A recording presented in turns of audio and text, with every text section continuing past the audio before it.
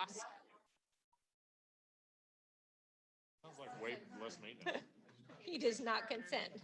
I don't know. He's always late. Always just Totally up to you if you want to use the clicker. If you Oh, want yeah, to, that's you can handy. Tap through. Which, with that? Yep. So it's just these. Yep. Okay, cool. That's all good. Okay. Did everyone sign in?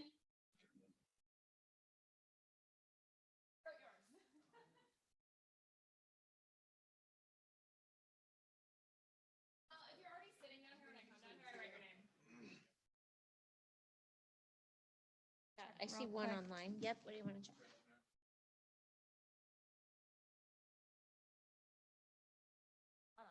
Awesome. Awesome. Okay. Alrighty, guys. Good morning. I am Amy Molea-Koppitz, and have I introduced myself to all of you? Who does not know me yet? Everybody know me here yet? Okay. So, Amy Molea-Koppitz, I started off with a blue company in 2010 and joined Keller Williams about 3.5 years ago. Best move of my life. Love Keller Williams and all of the training that it provides. Things like Ignite are just an amazing kickstart for your business. I have a very small team.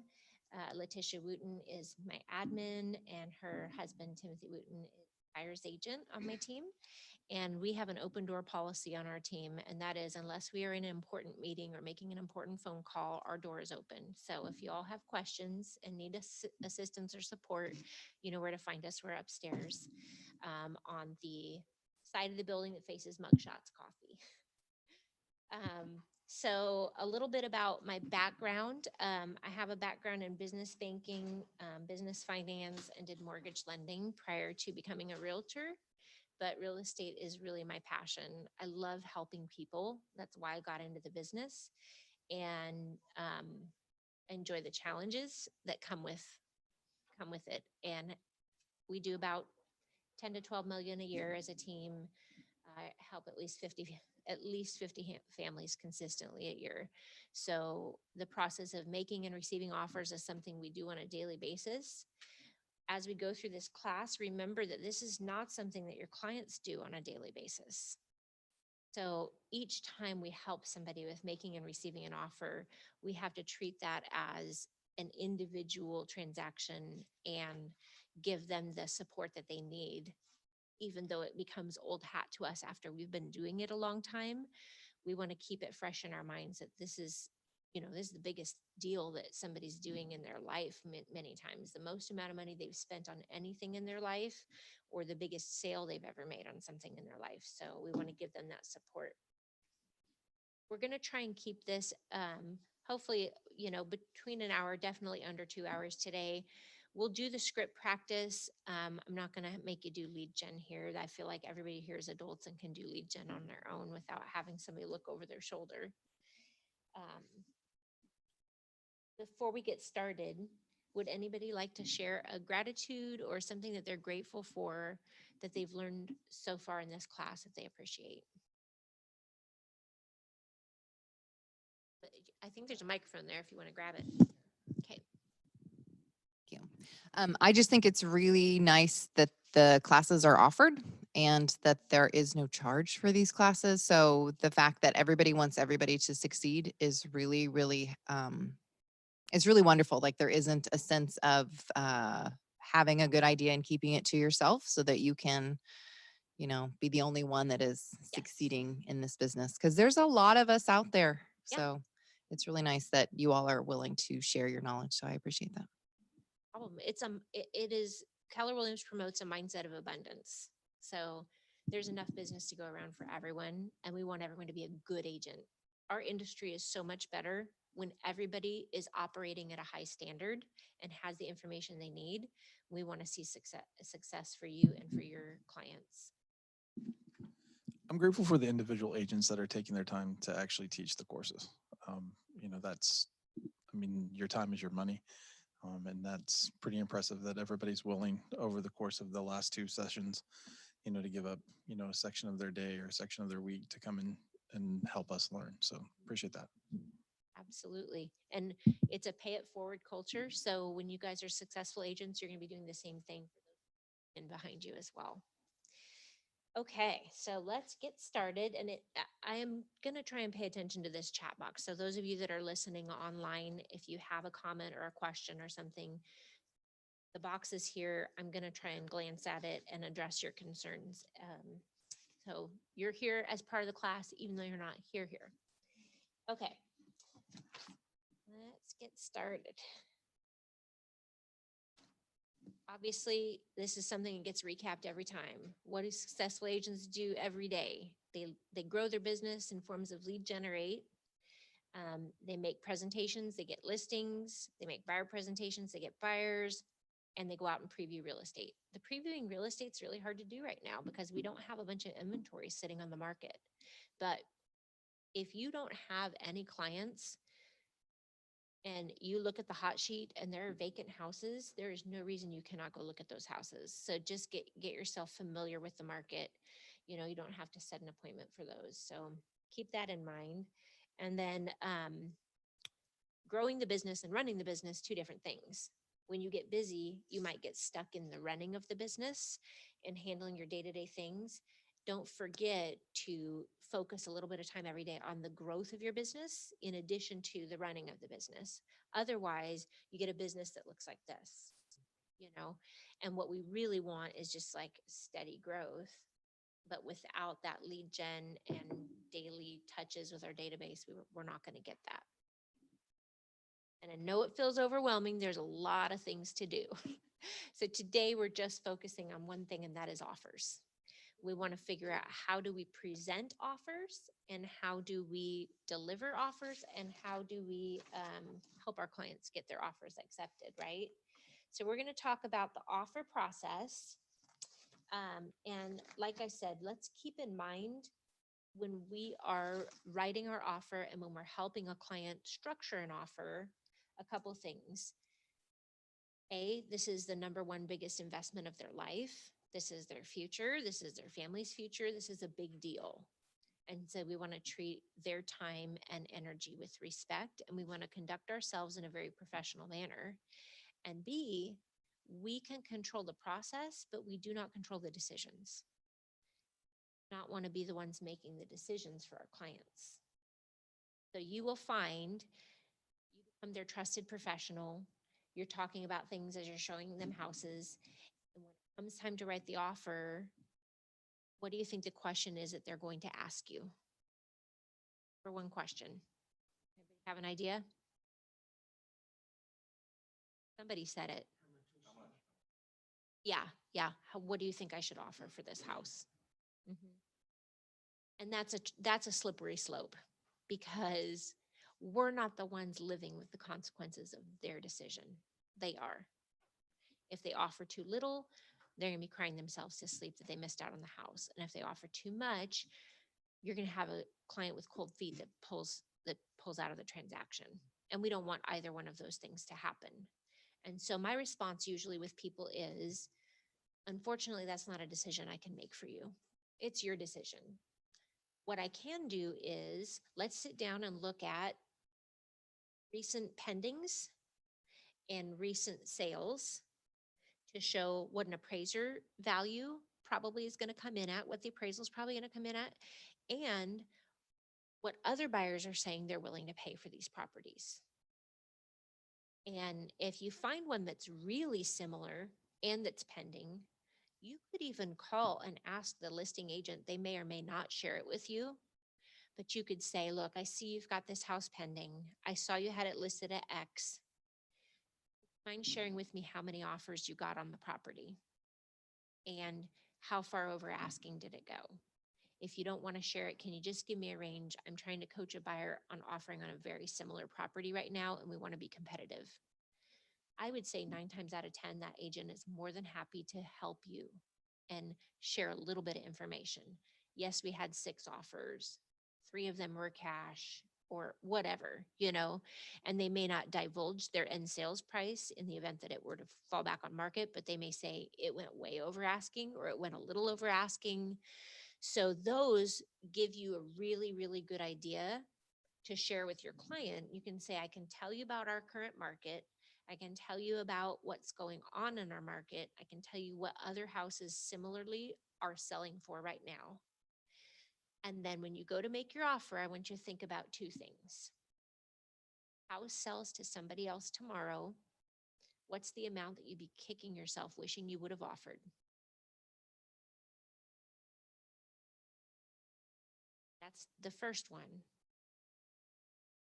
Second one is, if you wake up tomorrow and realize you won the house, at what price would you say, oh shoot, I overpaid for that? And your offer needs to be in between those two. But I don't get to pick those numbers for you. Only you can come up with those numbers.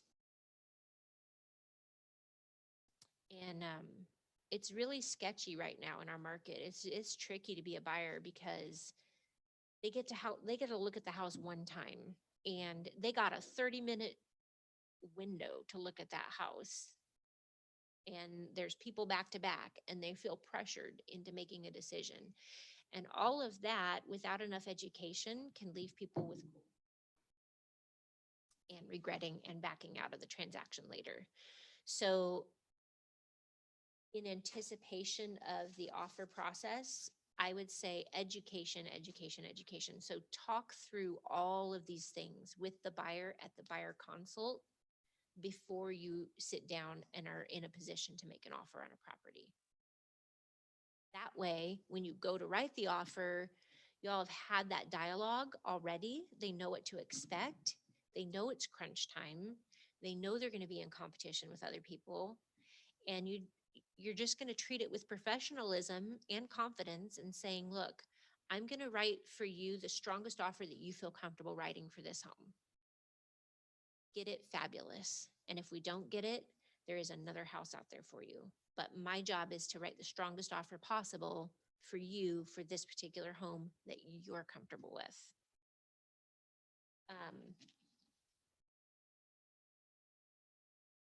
Click through this next slide and let's talk about this a little bit. So here is our process. How many people in this room have already written and gotten contracts accepted? So I'm going to just go through the real basics of it. Congratulations to everybody that got somebody under contract already. I mean, I've got, Tim and I have a couple buyers that were on 4th and 5th offers. One of my girls that closed the other day, 10 offers. So just stick with it. It is more difficult to get buyers under contract in this market than I have ever seen in my job as a realtor. And the extra care and attention that you pay to those clients will pay itself off in spades over time. So if you wrote 10 offers to get them under contract, you can know that they're going to have good things to say about you and your determination as an agent, and you're sticking with them. And those are the kind of agents that will last if and when the market turns. So here's our offer process. Basically, we're going to sit down with our buyer. They're going to make the offer. There are 3 different things that can happen. The seller can get, there's 3 different possibilities. The seller could accept the offer, sign off on it, send it back to us, and boom, we're under contract. The seller could reject the offer, not acknowledge it whatsoever, or send us back a rejection letter, or the seller could counter the offer. Right now, we are not seeing counter offers very frequently because it's multiple offer situation most of the time. So when we make our offer, we want to make it the strongest offer we possibly can in telling our people, look, let's make the absolute strongest offer possible. Let's get all of our questions answered from the listing agent before we structure this offer. Let's include so many of the terms that the seller is looking for in our offer. Those are all going to be an ace in our hat and a reason that they may want to choose us over somebody else. So some of the things besides price that are important to a seller are the terms. you can call that list agent and you can say, does your seller have an ideal close date? Perfect. What is it? They may say, well, they have to close after this date, or they need to close on this date. So then if they tell you that, you better darn well put that in the offer. And you tell your buyer, look, if we want to stand any chance of getting this house, we need flexible ones. So whatever the list agent tells you is important to their seller, make sure that is now a part of your offer.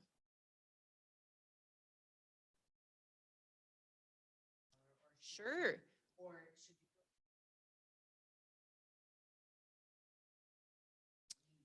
Well, I would say, number one, what is most important to your seller in the sale of this home? Number two would be, do they have an ideal close date?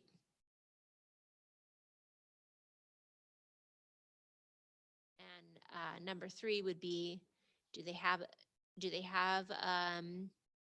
place they need to go at, the place they're going afterwards, or are they hoping to get possession after closing?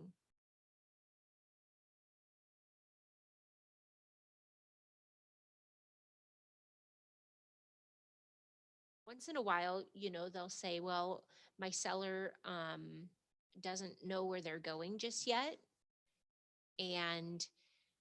Or they have the place they're going, but they're elderly and their moving help isn't going to be available for 2 weeks or whatever. There may be some reason why the seller might need possession after closing.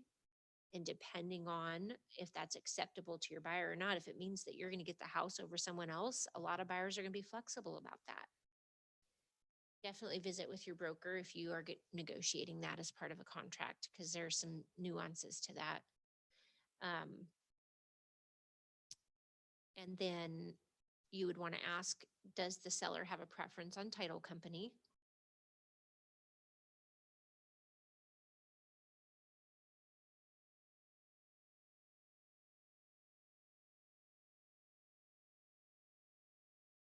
Do you have a set timeline with your seller as far as presenting offers goes?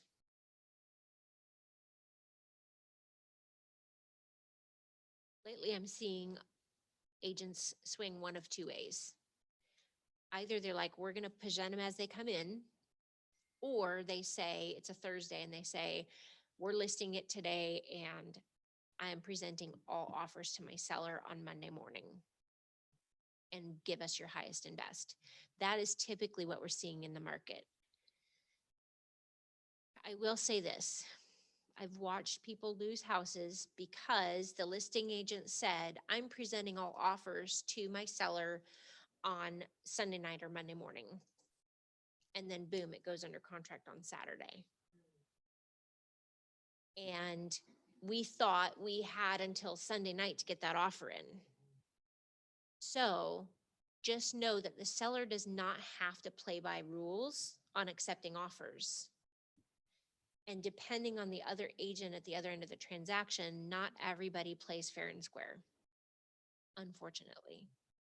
So if my buyer wants to write an offer on a house, even though they're not presenting till Monday, I'll wait and make my deadline in consideration of when they said they're presenting the offer. So if they're going to present the offers Monday morning, my deadline is going to be Monday at 5 p.m. or something. However, I also know in the back of my head, even though they said that, they may still present offers to their seller sooner. They may be presenting them as they come in and saying they're not going to make a decision till Monday. But that was Thursday when you talked to them. And by Saturday, the seller's exhausted of people coming through the house. They've got 10 offers in their hands. They're like, why do I have to wait? I'm just ready to be done with this. I've got these couple great offers. Just let me make my choice and be over it. So don't count on that extra time because they don't have to give it to us.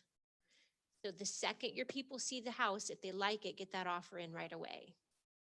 And explain to your people, the sellers could make a decision anytime between now and this date and time that the listing agent has.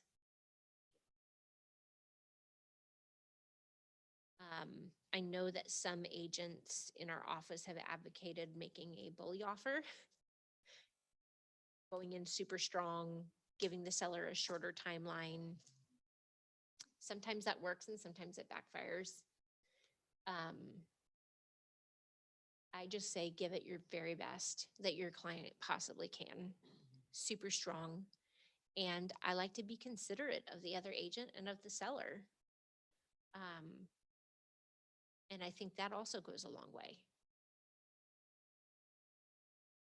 Let's see here.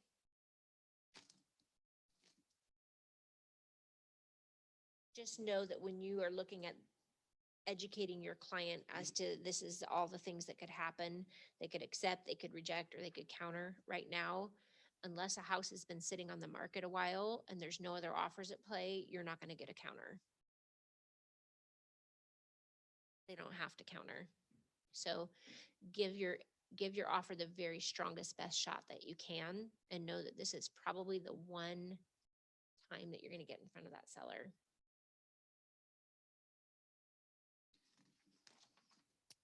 And if and when the market switches and we get to a place where there's negotiations at play, the other thing I would just say is make sure that your client understands that while we're in the process of negotiations, offers and counter offers and going back and forth, until we have a signed written agreement by all parties, we do not have a deal.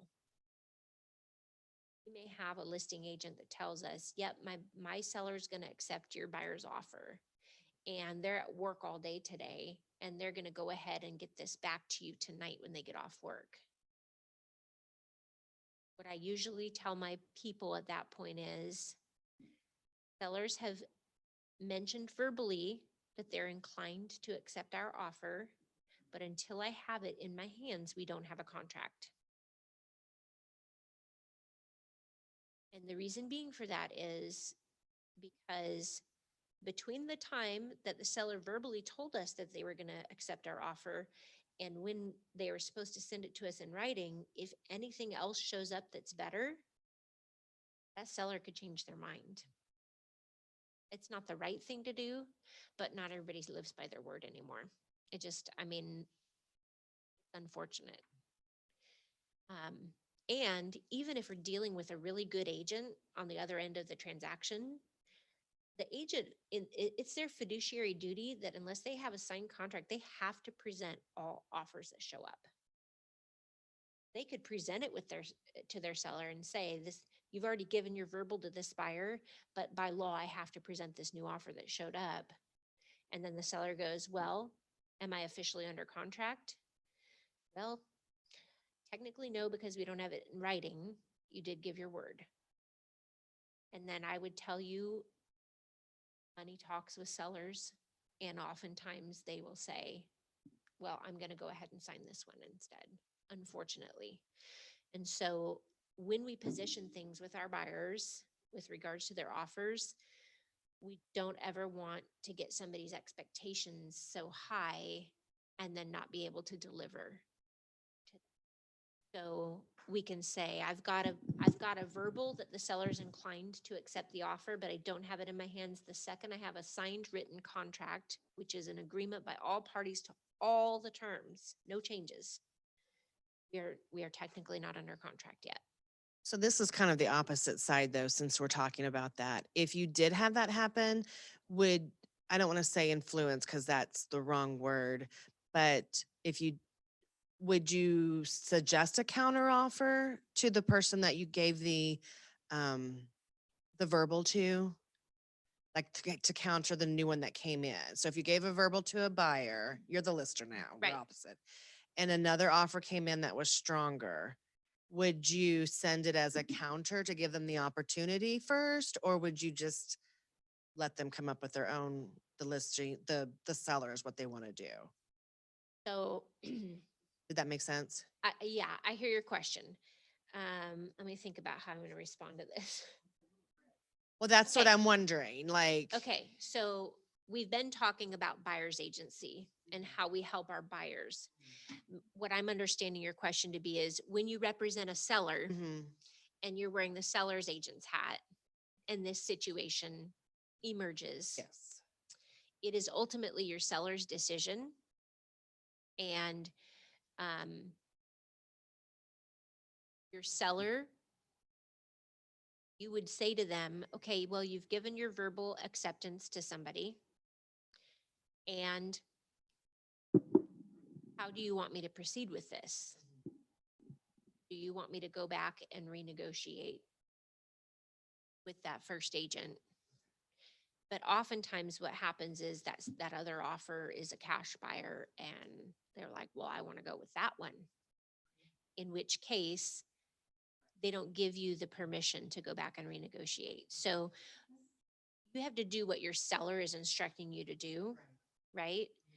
I would immediately be on the phone. You don't deliver bad news via text ever, especially not to other agents. You get on the phone and you call them verbally and you say,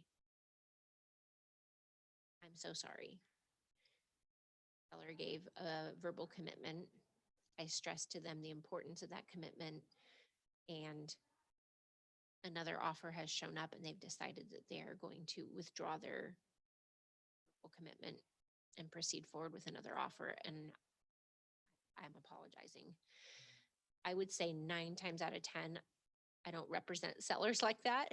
There are sellers out there. Like, so when you are educating your sellers and your buyers about the entire process, you have different conversations with them depending on which hat you're wearing.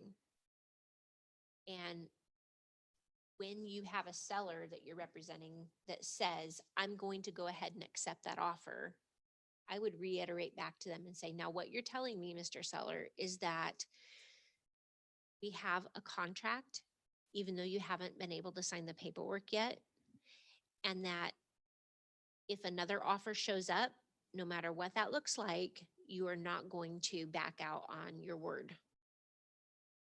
And if they say, well, now, I mean, I'll take it as long as nothing else better shows up, then I don't call the other agent and say we have a contract. What I call them and say is, my seller gets off work at 6 o'clock. He's inclined towards accepting this as long as nothing better presents itself. And I will, hopefully we get a chance to work together on this one. I will keep you posted and I will get you a signed contract when I can get you a signed contract. So a lot of it lies on us as fiduciaries on how we deliver messages to people. And the reality is we don't have a contract till it's in writing and it's signed and it's agreed upon and all the terms are agreed upon by all parties. So they send you a response back with some changes. That's really a counter. That's not really a contract acceptance until all parties have initialed all the changes. So if a seller signs accepted, they are accepting that offer as written. And then it would take an amendment agreement by all parties later to change any of those terms. Amy, can you hear me? Yes. Can I ask a quick question? Yes. So let's say that your seller has agreed to an offer that's come in, and that offer is out to them for signature. And as you are receiving that back, it is signed now, but like right at the same time, you look at your email to make sure that you get that back signed from them, another offer is in your inbox. Then what do you do? Do you still need to present that to them, but say, hey, we are under contract, but it's my duty to show you this other offer? And how do you handle that and have that conversation with them? I would say I received your offer, your signature, and we are officially under contract. How do you want me to handle the other offers that are showing up? Because, you know, and you can have this conversation with your seller. We're just going to keep getting offers on this property. So now that we're getting other offers coming in, do you want me to extend to the other agent the opportunity for them to be in backup position on this offer? And I mean, if your people are agreeable to it, go ahead and be backup offers Okay. because stuff falls through, you know, do the backup offers. The fall through rate is crazy right now. So you want to put your buyer in a good position. get in writing a backup offer. Don't just tell the agent like, oh, please let us know if anything falls through. My people want the house. You send it over and you say, this is a backup offer to your existing offer. Can you get your seller's signature on it? Can we be the backup? Because then if something falls through another offer, you've got the right to move forward with it. But yeah, Thank you. once your seller has signed it, they're under contract. Now, I would also call them back and let them know that I am seeing other offers showing up in my inbox. And how do you want me to handle that at this point moving forward now that we're officially under contract? The other thing is time is of the essence. So when we have offers, whether we are the buyer's agent or we're the seller's agent, we need to deliver things the second that they come to us. And we need to notify the affected parties right away, because time is of the essence and other things start coming through, and we don't want our people losing out because we failed to deliver something. Agent.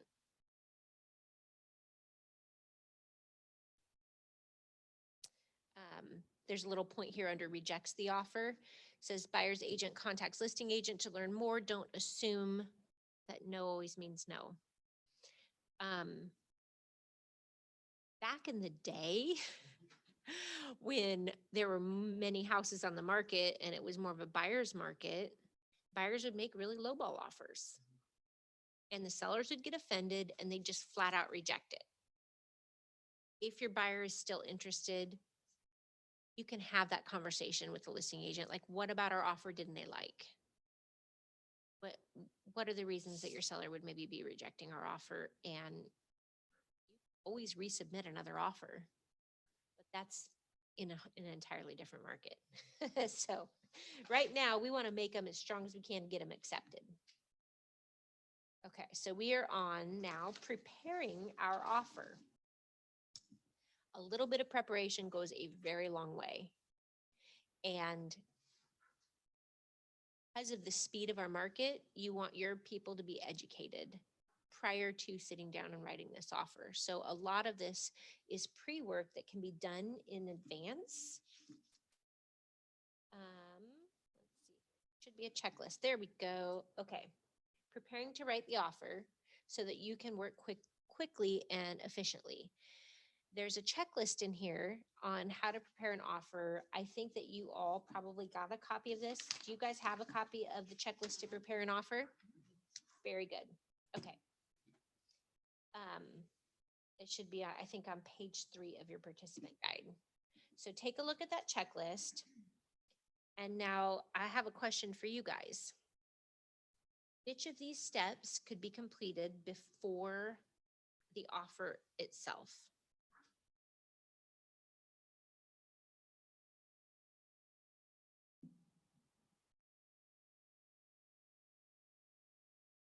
PMA, the pre-approval letter, everything. Exactly, everything. Yeah. The CMA, you guys don't have to like do the same kind of CMA you would do for a listing. Obviously, that one's going to be a little more in depth, but it does not take long to go on Flex and do a search of that neighborhood or that zip code. Same beds, same baths, similar square footage, go 200 square feet under and 200 square feet over and see what comes up.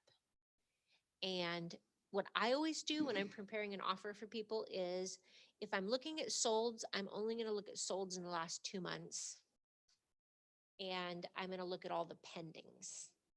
And I'm going to look at how fast they went pending.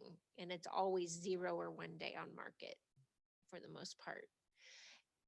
That is the tool that basically the pendings are what is our current market snapshot.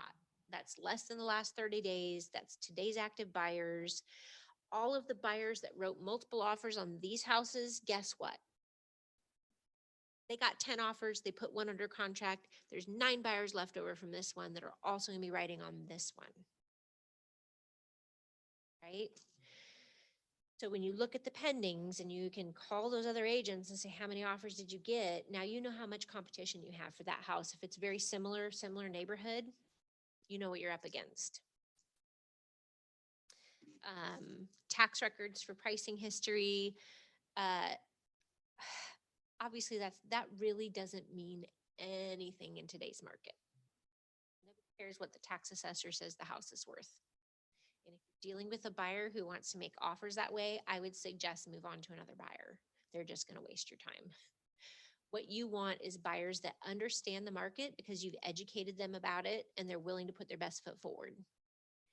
And I'm not saying only work with buyers that are the easy ones, like the cash ones or conventional.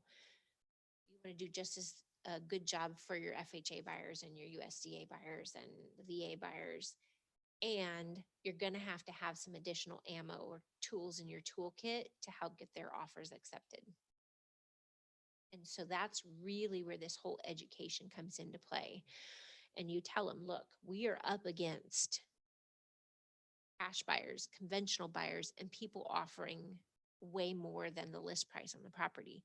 So what can we do to make our offer more attractive? And then share with them the statistics and say, I want to help you craft an offer that stands a chance of getting accepted. And the tax records, I always look at them to make sure that, there's nothing that looks crazy on the boundary lines or nothing is unexpected with the square footage of the house. It all makes sense. But in general, the other items are more important. The CMA is going to be super important. Before you go through all of this work, ensure the property is still available before spending any time preparing an offer. Actually just had that happen in our office this week. Tim showed the house. Tim called the listing agent when he showed the house. Listing agent told him, it's available. I don't have any other offers in my hands. 3 hours later, Tim's buyer and Tim and I are on Zoom crafting this beautiful offer.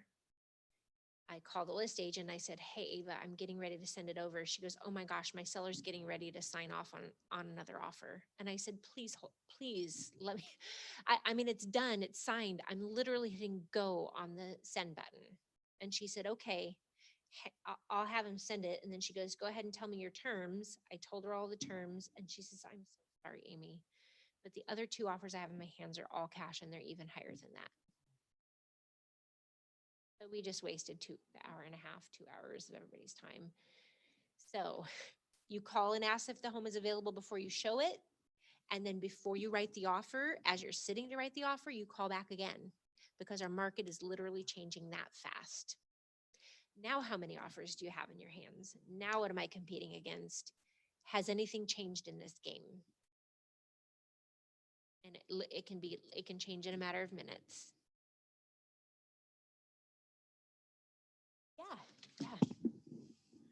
How far do you push the other agent for information about the other offers that they have? What is appropriate and what is not appropriate?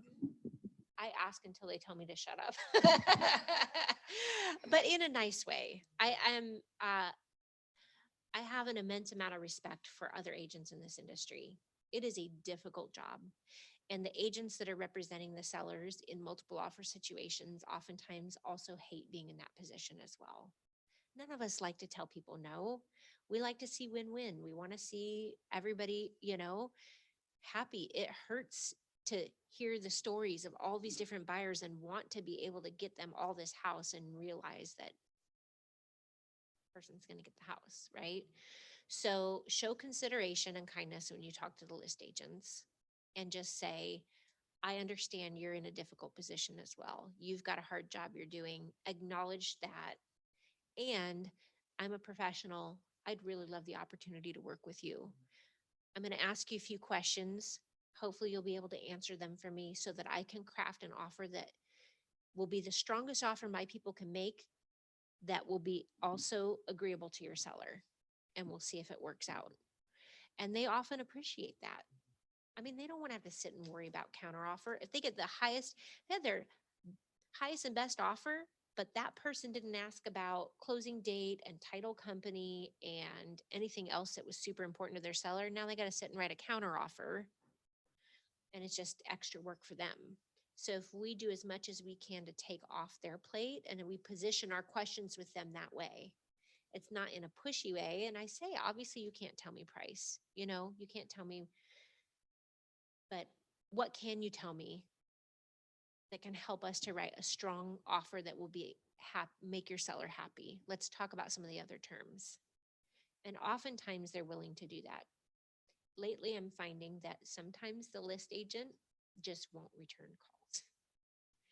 Just are ghosting everybody because they don't want to deal with it. And all they say is, send us your highest and best. And if that's the way it's going to be, that's the way it's going to be. Just do the best you can. Make sure that you open up agent remarks. If they have anything indicated in there, my seller would like a close date of this, my seller would like this title company, discuss those things with your buyer. You don't have to put it, but I recommend it if they want the house. Okay, pre-approval letter. Let's talk about this. Obtain the buyer's pre-approval letter from their lender.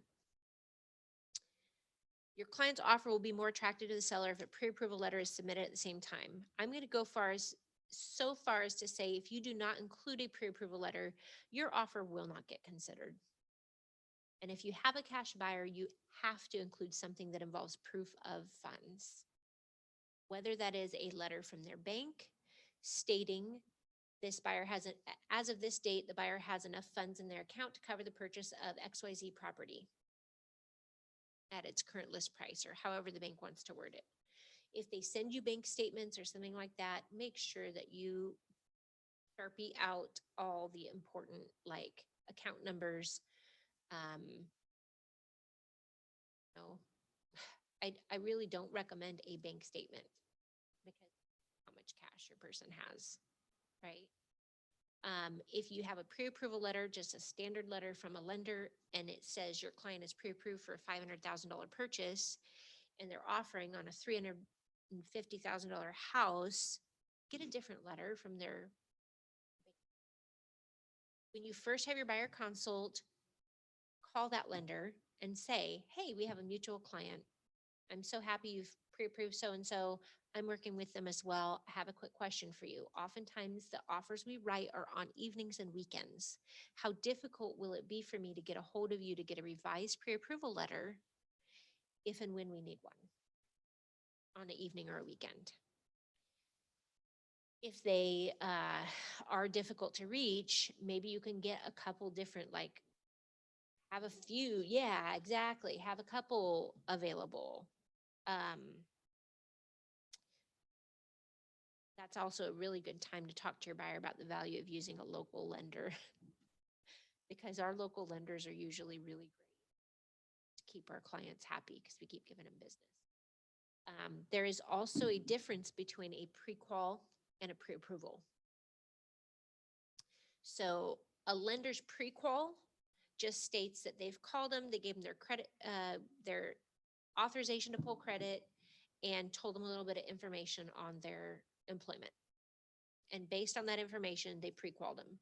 A pre-approval is the buyer came in and made application. They gave us documentation backing up with regards to their approval, their tax returns. There's been some level of underwriting to that client, not specific to a property, but a pre-approval is stronger than a pre-qual, always. So if your buyer can get a pre-approval, great, do that. And then make a point of educating the list agent. You don't know how new they are in the business.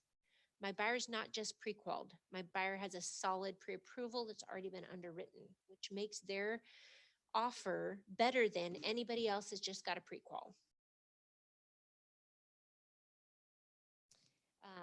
Definitely get that up front. I would go so far as to say I would not show houses to somebody without them already giving that to me and having it in their file.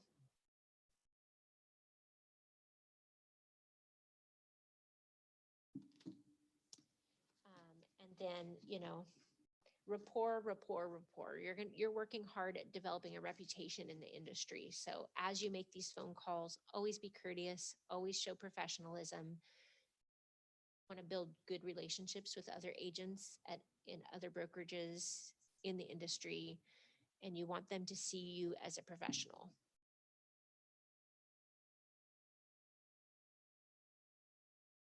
Okay.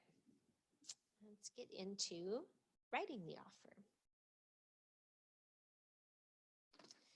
You've got a checklist to write an offer, and the goal is to help you to write an offer that you and your clients can be proud of, and hopefully they will get their offer accepted. You may get a lot of practice on writing offers in this market.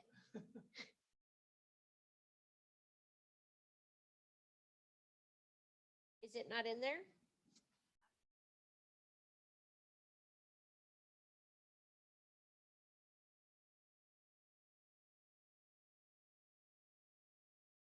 But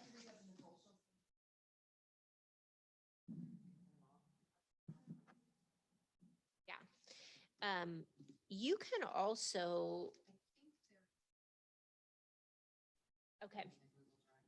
Yeah, I mean, I've got I think I just have a print off of everything everybody's got on their screen here. But she did say that everybody should have a copy of everything.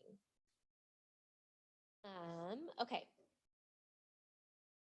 To write an offer, you're going to need a copy of the contract of purchase and a checklist handy for yourself.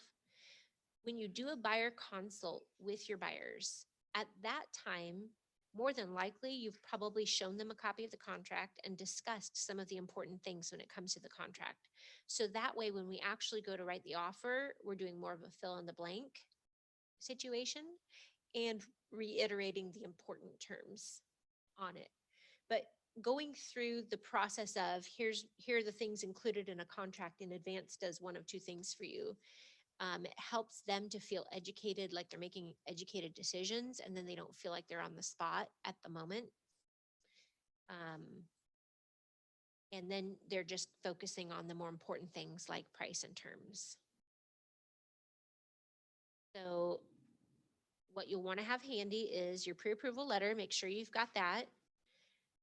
You're going to be discussing price and terms with them. That's where that CMA really comes in to play. And remember, it's their decision. They're the ones who are going to live with this decision. They're the ones who are going to lose sleep at night if their offer doesn't get accepted. And only they know what their highest and best personally is for that particular property.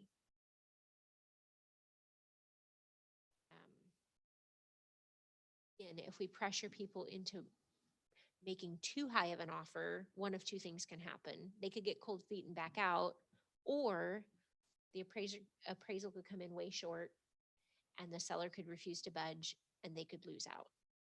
And at that point, they lost the house, they lost the money they spent on the inspections, and they lost the money they paid for the appraisal. Or $1,000 in and emotionally invested and devastated.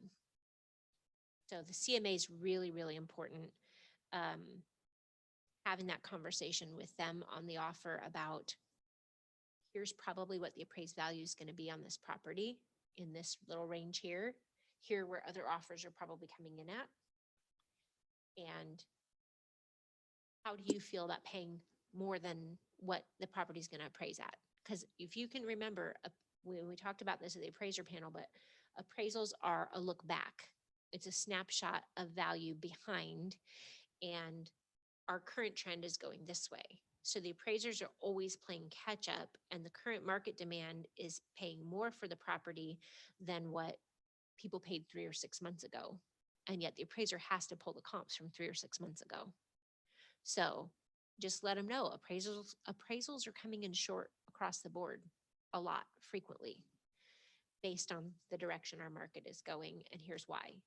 So if we know there are going to be 5 or 10 buyers in this pool, and that people are offering 5,000, 10,000, 15,000 over list price for homes in this price range, what does that look like for you? Do you have the ability to pony up the difference if the appraisal comes in short? I was just wondering, kind of in addition to what you're saying about paying more than what list is, do you advise your clients, so they're pre-approved for X amount of dollars, do you start them maybe at a lower so that if they have to go 10, 15 over list, they can still, It really doesn't work that way, and here's why. Because whatever their pre-approval is, let's just say, for instance, they are pre-approved for an FHA loan for $170,000. And we're looking at a house that's 155. And they say, well, I can offer 170. So let's offer 170. But if the comps on the house are going to come in at 155, FHA will not lend a penny over 155 for that house because that house is not worth it. So then if they offer 170 on a 155 house and FHA says the house is 155, the seller now expects to get 170 and oftentimes is not willing to budge. And they say, well, I'm just put the house back on the market then. So that conversation needs to come into play with your buyer when you're crafting the offer of, if we are offering over list price and the appraisal were to come in short, where are we going to come up with the difference in the money? And if they say, I don't have it, okay, then this offer of 170 really isn't an offer of 170. However, if there's a brand new agent on the other side of the deal, they may not realize that and we may get away with it. If there's an experienced agent on the other end of the deal, it does not matter if we're offering 170 if we can't cover that appraisal gap. And they know it. And there will be cash or conventional buyers who are willing to cover the appraisal gap and we will lose out to them. So that's really the trickiest part with cash strapped buyers today, is they don't have the money to cover the appraisal gap. Getting people to cover their own closing costs, super important right now. I'm not seeing contracts accepted with seller paid closing costs like at all. So if we have a buyer who has no money of their own and no ability to cover their closing costs, literally the only chance we have of getting them under contract is either finding them a house that nobody else wants or finding them an off-market property where there's no competition and a flexible seller.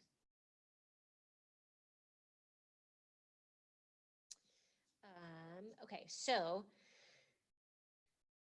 tips on writing a good offer.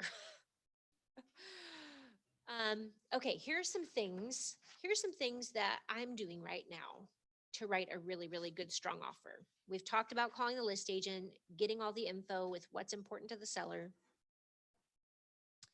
and then earnest money. I am advising my people to put up a large chunk of earnest money if they can. They're willing to do that. That shows good faith that they are a serious buyer. They are not just going to walk away from the transaction. But I also educate them about where their earnest money would be at stake if they do choose to back out. The other thing that I'm doing right now is I do believe that inspections are super duper important, and I will not ever counsel a buyer to waive inspections. What I am doing is saying, okay, it's a seller's market. There are people out there that are waiving inspections. There are people out there, I don't advocate that you do that, but how do you feel about doing, if there's minor repairs needed to the home, how do you feel about doing the minor things yourself? At what point or what dollar value would you say, oh, I would need to ask the seller to fix that. If there's something worth X number of dollars that shows up on my inspection report, I'm going to have to ask the seller for it. So we have that conversation in advance. Sometimes it's 2,000, sometimes it's 5,000. Sometimes they say, as long as the house doesn't need a new roof or a new HVAC, I'll take it as is. Everything else is good. You can include those terms in your offer, but make sure that your buyer means it.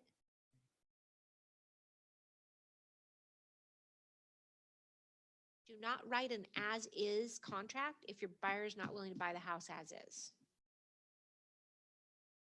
So lately what I've been doing is the buyer will have full inspections and will not ask seller for any repairs unless a repair is found that exceeds X number of dollars in value. A lot of sellers are like, well, I know I have a good house. I know it's good. I know there's nothing major. I know my HVAC is good. I have it serviced quarterly and I just had my roof checked out. So yeah, that's great. That's easy peasy. So that is something that is kind of an ace in the hole. Time for seller acceptance. When you fill in a contract with the time for seller acceptance, specify your time for acceptance. The seller does not have to abide by that. But that is the point at which your buyer's offer now expires. So if you're, if the list agent said, my seller is going to review all offers on Monday, and you write it and say, I want an answer by Saturday night. If the seller does not review your offer until Monday, your offer is not even a valid offer anymore. And guess where it's going to go? So make sure that your buyer understands the importance of what time you put on that. I don't like to leave offers completely open-ended. Put a time on there because if it is left open-ended, you could get a call a week later and you may have put a contract on something else and they're like, congratulations, you're under contract. My sellers actually thought things over and they've decided to go ahead and go with your people. Crap. So always do have a timeline, but make it something that should be amicable to the sellers. That's why a conversation with the listing agent is so important to understand what's going to be a reasonable time.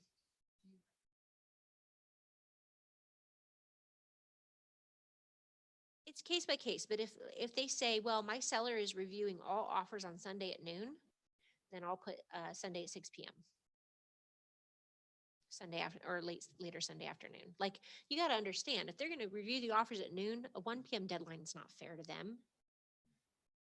Like they need a little bit of time to process and think. And if they have 20 offers and they're looking at spreadsheets and it all gets confusing. Like, so I try to be considerate of that unless if you're going the bully offer route and you decide I'm going to go in strong. I've got a cash buyer that needs to be under contract with something by Monday. I'm going to give a Saturday night deadline because if we don't get under contract on this one Saturday night, we have another offer we're writing on Sunday. And I would call that agent and explain it. Look, I'm not trying to be a jerk here. Here's why we put our deadline of Saturday night. I've got a good, strong cash buyer. Here are all the amazing things about them. I understand that your seller set their acceptance time of Monday. Here's why you want to work with us. And if we don't hear back by Saturday night, I'm going to have to go ahead and move on to our next property because I have to have them under contract by Monday. You know, and you only do that if you really mean it and if they really mean it. But man, that offer better be a darn good one. Like cash over asking, hardly no contingencies. And conveyances. So we have a conversation with buyers about asking the seller to leave anything behind in the property. Right now, anything additional that you ask the seller for that's considered a concession is going to be a black mark on your contract. So if that fridge is super important to your buyer, you just say, are you willing to lose a house over a fridge? That's what it could come down to if we're in a multiple offer situation. The other thing is if you've got government financing and you are offering and requesting any sort of personal property to convey, that lender is going to make you remove it from the contract later.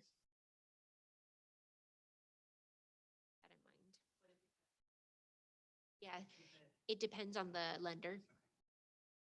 I've done that even with a conventional loan, and the lender emailed me and is like, I need you to have an amendment signed by all parties removing this from the contract. Once it's removed from the contract, the seller could choose not to. not to keep their word. So, let's see here. Question? No, I just. There is a lot. Price and terms, seller's disclosure. Okay, seller's disclosure. Let's talk about that for a minute. When we are writing an offer, we should be including our actual contract itself, any necessary addendums that go with it, and a signed copy of the seller's disclosure statement. We are not inspectors. We are not guaranteeing the value of a property, and we are not equipped to answer our buyers' questions with regards to what does this mean on the seller's disclosure statement. So if they have a question about something that is already noted on the disclosure statement, might want to have them ask a professional in that industry. Or we email the listing agent and say, our buyer would like some more clarification regarding item 7B. No, the box was checked and there was no explanation given for this. Can you please have your seller elaborate? What's the story?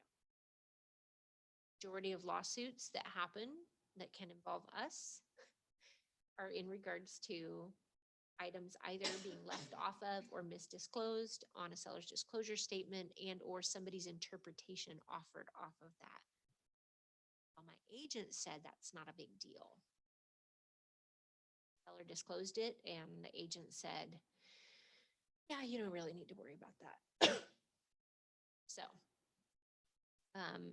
make sure they've gotten a copy of the seller's disclosure statement in advance. Did they get all their questions answered with regards to that? The other thing I always share with my buyers is regardless of what's put on that disclosure statement, Missouri is a buyer due diligence state, which means proof of the pudding's on us. It is our responsibility to hire professionals to cover your backside. So you want a good inspector. Don't just have a friend do it that can do it for cheap. You want to pay a licensed professional to get your. And if there are things on the disclosure statement that are like a big question mark for you, you can tell your inspector in advance, hey, here's a copy of the seller's disclosure statement. My buyers were really, really concerned to make sure that this repair and this repair that is stated were they made the right way, especially crawl space and attic and roof stuff. We can't see it with our eyes. Done right? Or was it a Mickey Mouse job? Like we're going to rely on you to tell us what you find down there. So sure you've got your disclosure statement and that they've seen it and that they understand it before they sign off on it. And then financing terms. So understanding in advance what those terms are that are agreeable to the buyer and the seller. And again, like we talked about, we're seeing low appraisals across the board. That is a conversation we should be having with our buyers before we even write an offer on any property. And when we do our CMA, we can easily say it's probably going to appraise between 155 and 160, but the seller will probably get offers at 170. So where do you want to come in with that? And what is your plan to come up with that difference? The seller does not have to sell the property to your buyer just because they agreed and just because the appraisal comes up short. They could just choose to put it back on the market. So as long as your buyer understands that risk going in, willing to take that risk, go ahead and move forward with it. But just know in your head, unless a whole bunch of these pendings close before my appraisal goes out, we may or may not get the value because they will not consider a pending property. They're going to only consider solds.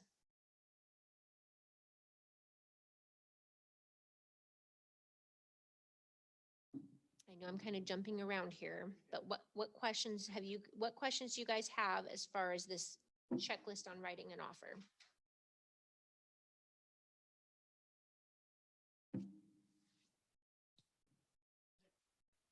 Cover letter. Yes. Okay. So 2 possible things with a cover letter. Okay. There's the agent cover letter. And then there may or may not be the buyer letter. So question of the listing agent. Is your seller accepting letters from buyers, personal letters from buyers? Call them love letter or whatever, but will your seller consider a letter from the buyer? If the answer is yes, you better do it. Because some sellers have an emotionally vested interest in who gets their house. I'll tell you a little story. So recently, I had a seller, she's elderly, sweetheart of a lady, was not about the money for her. She had formed a bond with her next door neighbor. So much so that she had allowed that neighbor to pour his driveway into her driveway and grant him an easement to like come across portion of her driveway to get around to the backside of his house. She wanted to establish a legal easement so that that could never be taken away from her neighbor. And when the agents were calling me to ask, what is most important to your seller? And I said, the thing that's most important to my seller is her next door neighbor. And I told this little story. And two of those buyers wrote letters, very sweet, very heartfelt letters about, we would love to check in on your elderly neighbor. One of them sent photographs of bread that she bakes for her current elderly neighbors. Guess who won the offer? And that there was, yes, there was no fair housing violation there. But Lana got what she wanted out of the sale, which was the peace of mind of knowing that by selling that house, she was not going to inconvenience her neighbor in any way, and he was going to be. Some sellers will not look at personal love letters.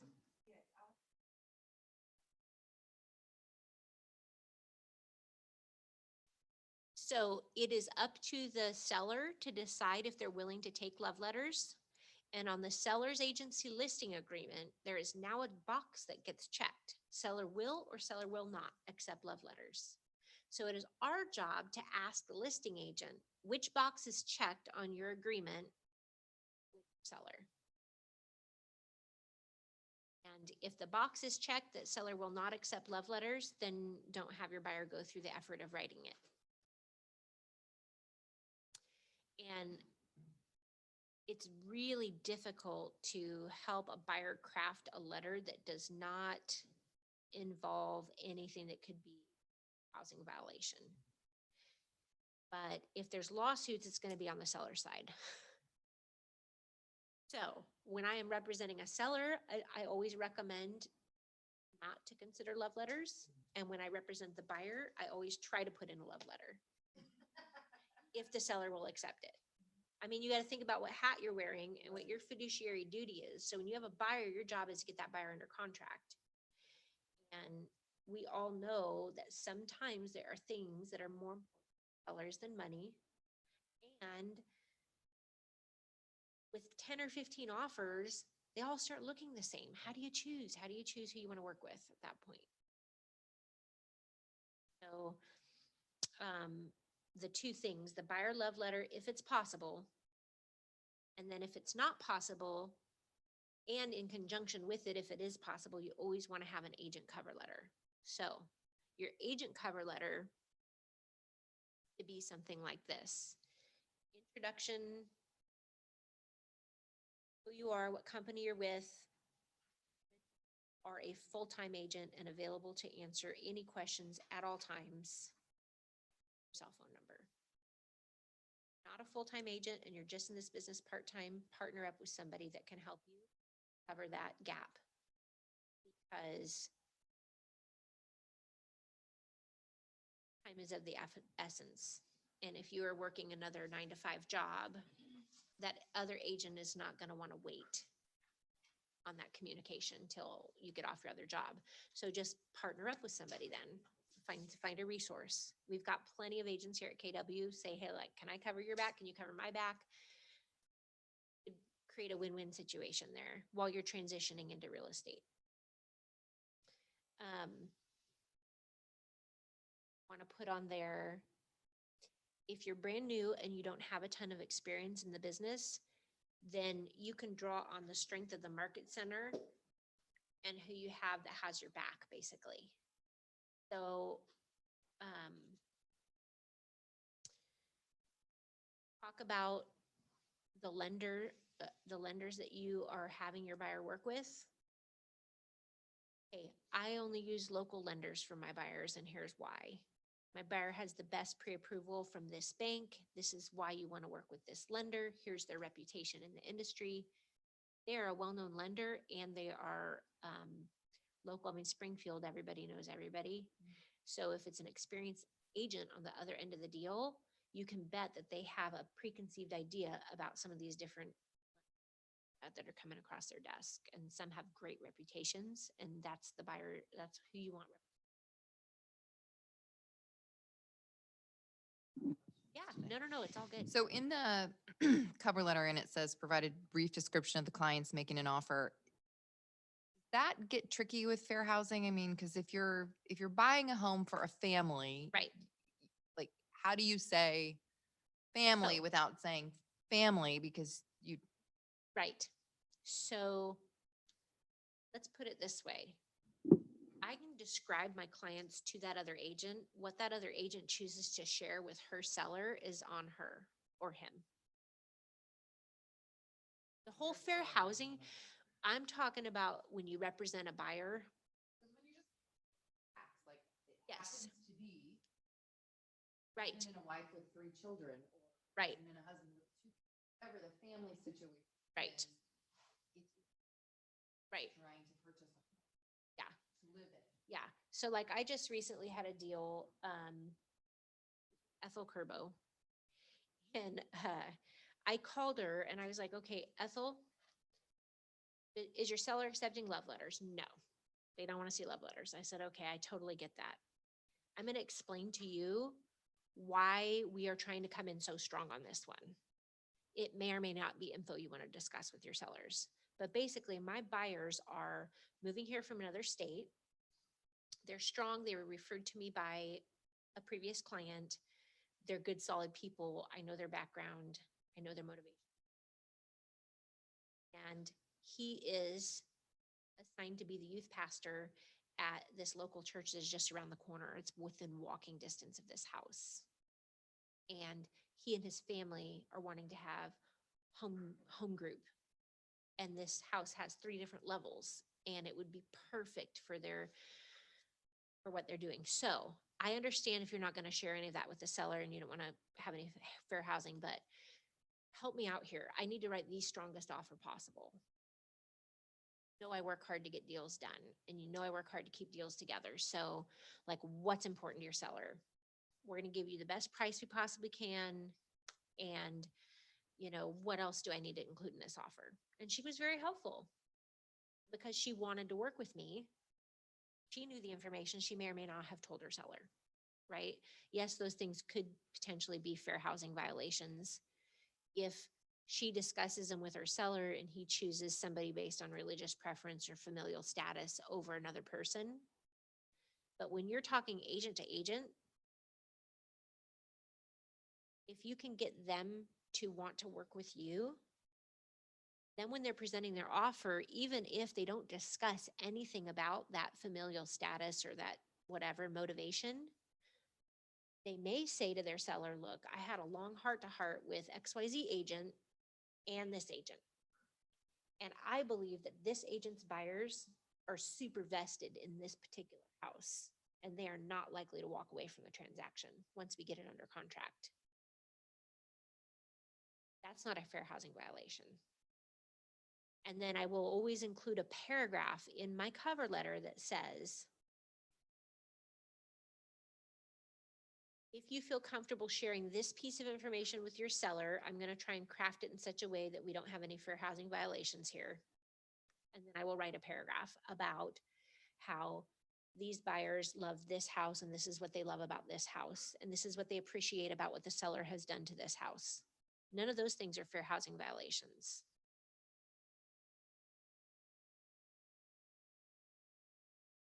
And I always preface it with, I understand your seller is not taking love letters. If you feel comfortable presenting this, I'm trying to construct this in a way that wouldn't present a fair housing violation for either of us. And I think the agents appreciate that. Like, this is tricky. We're all trying to navigate this market. And what the other agents want is they want to work with an organized professional. So if you are sending them an offer and it comes to them in 3 different emails with 3 different pieces, you're like, oh, they're going to be fun to work with, right? But if you get it all in one file and you've got cover letter, potentially buyer's letter, pre-approval letter, offer, addendums, signed disclosures, it's all just super well organized. How do you think they're going to feel about your offer then? They're going to be like, oh, this person's organized, they're professional. I wouldn't mind working with them. Because I promise you, when you got 10 offers you're presenting to your seller, you'll talk about them, but there will be a couple standouts. The list. So I generally would go cover letter, cover letter, and on the cover letter, I would spell out the term, the main bullet points. X offer, X close date, concessions if there are any, here's our buyer's lender, and your paragraph to the list agent. And a nice little closing of looking forward to working with you. Just keep it positive always. I would bullet point the cover letter so they've got their snippets on the front of the most important things that their person would ask them about. And if there's any special concessions or terms like, oh, and by the way, we're already agreeing up front in special agreements that we're not going to ask for any repairs unless something materializes that would cost the seller more than $5,000. Have your cover letter. If buyer love letter is included, that goes directly behind it.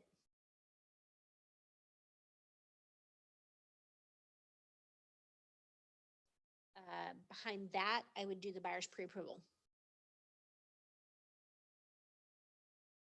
Contract. Any necessary addendums, if there's a government finance addendum, not a contingency for sale and closing, if there's contingency for closing another property, any of those, all addendums. And then your seller's disclosure statement. On a copy of the MLS detail sheet, that would be fine. All the disclosures, yep. Yeah, and then if the sellers send you back things, if there's any sort of negotiation or changes, just always send complete files. I get so frustrated when somebody back one page. Yes. Right. Yeah, exactly. So, the more complete that you are, the more that agent's gonna be inclined to want to work with you. I promise you offers get tossed just because the agent goes, we got 10 offers. This agent stinks. We are not dealing with them. And the seller goes, okay. It happens. I'm not saying it's right and don't recommend you do that when you have a seller. I'm just saying when we represent the buyer, we know these things go on. And I mean, with the multiple offers, they can be picky and choosy about who they want to deal with.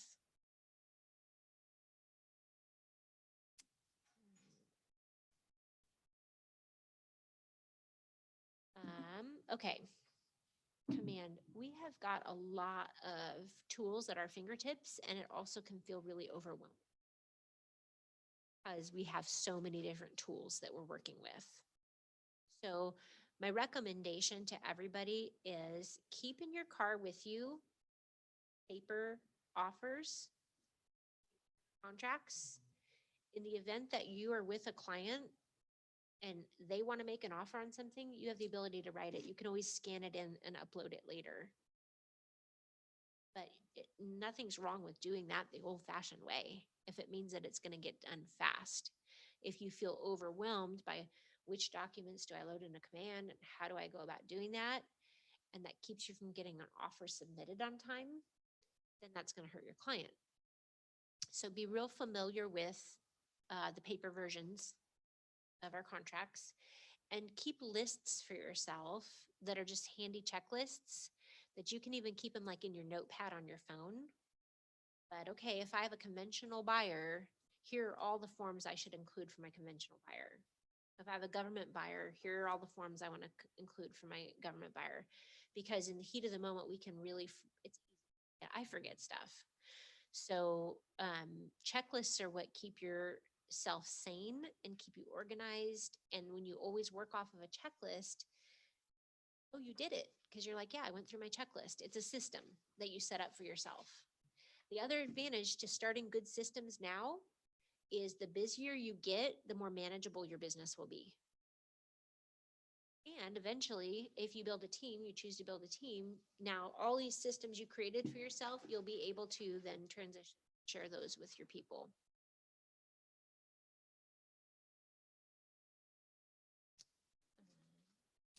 What questions do you guys have for me about our checklist on writing an offer, or what other things might be important with an offer?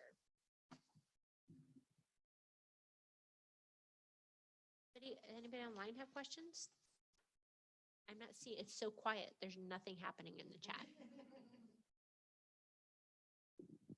Sometimes it's a little confusing when you go to submit an offer because you go to the MLS where you find the listing, you've gone through all of the stuff, and there are specific ways in which they want to receive the offer.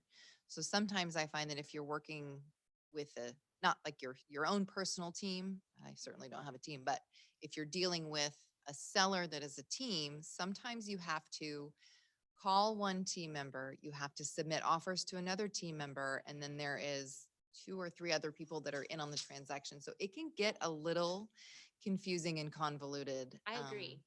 I agree. So in an instance like that, I would say you can never send the offer to too many people. So I literally would CC if I have any question mark in my head and it's a team situation. Let's say, for instance, like Dan Holt's team. I had one recently that I did, and I CC'd Monica and Dan on it. Monica's listing, Monica Holtz. It was her people, but I also knew that Dan's signing off on it, and I just didn't want to have any question mark in my head. Did it get delivered? So I emailed to both of them, and I also got on the phone with them. I got on the phone and I begged, which it all ended up working out okay, and we actually got that one. But if you have a question mark in your head, CC both people, and then ask for a response, a written response on your offer. So you write it up, you create this email, you've CC'd 2 people on it, and on the email you say, please respond with an acknowledgement that you've received our offer. And then I call and or text the other agent, depending on who they are and how responsive they are. Hey, I just sent over an offer to you. I have gotten offers in my inbox at 10:45 p.m. with a 9 a.m. the following morning deadline on them. Don't be that person. And no follow-up call from the agent. So I get up in the morning and I'm getting ready for work and I check my email and I'm like, I have 5 minutes left to respond to this offer before it expires. And I have elderly sellers. Like, this is ridiculous. No. And guess what? I didn't work with him. I mean, I called my sellers to tell them, but they were like, we can't respond that fast. So yeah, don't be that person. And always do a follow-up because stuff can get lost. Stuff can go into spam. Stuff can go into, people can be having email issues.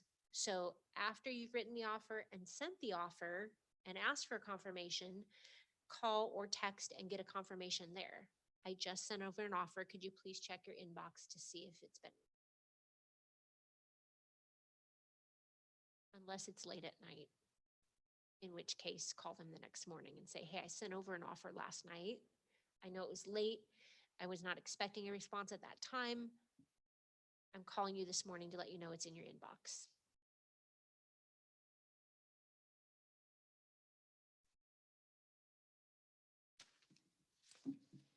This part, creating the offer in command.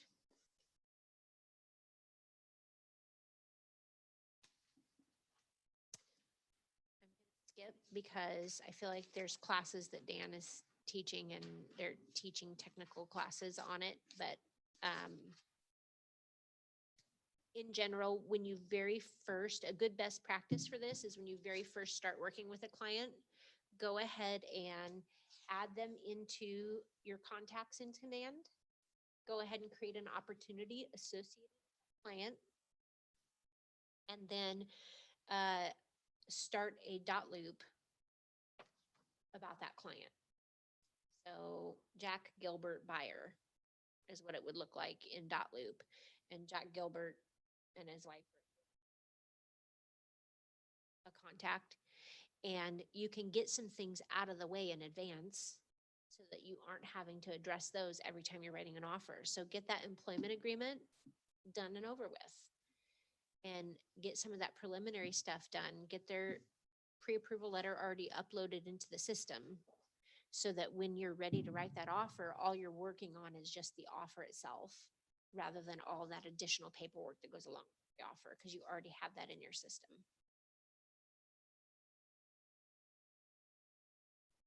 Okay, so this was a picture of a sample cover letter. And I already went over that. Put plenty of contact info for yourself on this cover letter. Make sure that other agent has got your email address, your phone number, your office phone number. If you have administrative staff or a transaction coordinator that works with you, make sure their information is included.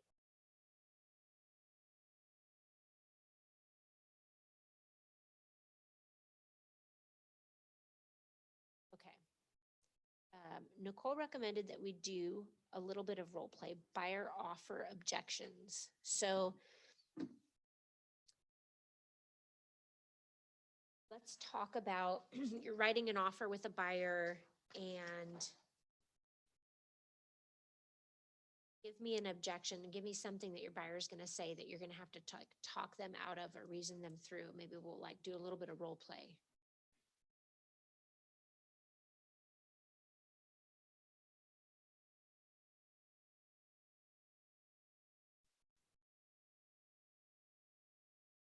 Okay.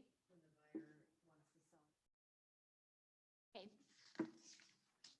So that's a good one.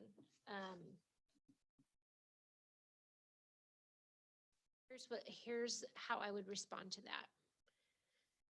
Well, Mrs. Buyer, when we make an offer on a property, we're offering on the home in the condition that we have seen the house in. And that's what everybody is offering, is based on the current condition of the property. So the listing agent no doubt took into consideration when they priced the property, the fact that it needed new carpet and were older. If we ask for those things to be repaired up front, we can guarantee in a seller's market that our offer will not be considered. So are you willing to buy the house in its current condition? At what price would you be willing to buy the house in its current condition? Seller's market, most of the time, they're not willing to make allowances.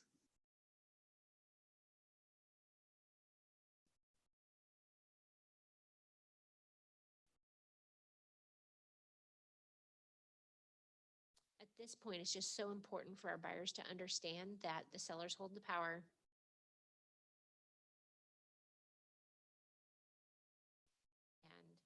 And it might be more about getting a place than it is about getting their dream home.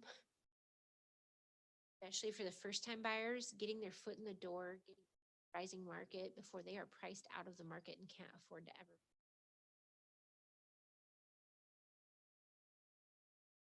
So even though this house isn't maybe your dream house today, is it in a location that you'd be happy in long-term?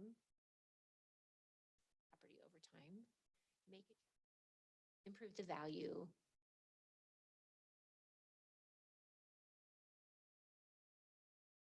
To you to be a homeowner? How important is it to you to not have to pay rent and worry about your mortgage payment going up or your rent payment going up? You know, really get into their why. And that's something when you have your buyer consult with people, you're discussing their why. When you go to craft the offer, you're going to remind them of their whys.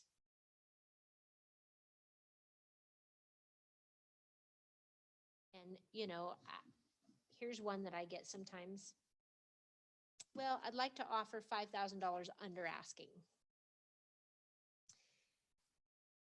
If I can get it for that, I'll take it. If not, I don't really love it.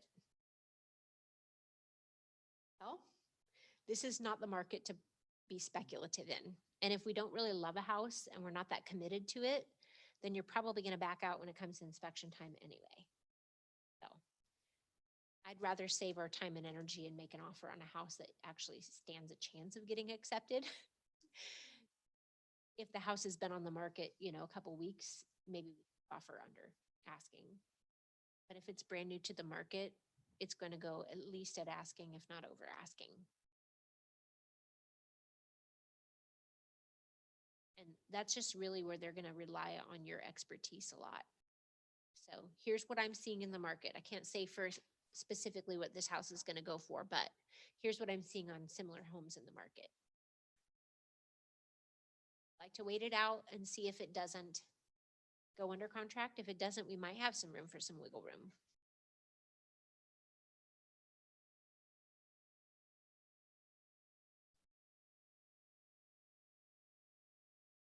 Couple things to keep in mind: keep paper copies with you, keep your laptop with you.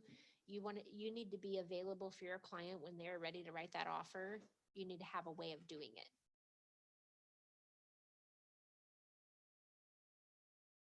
And this is another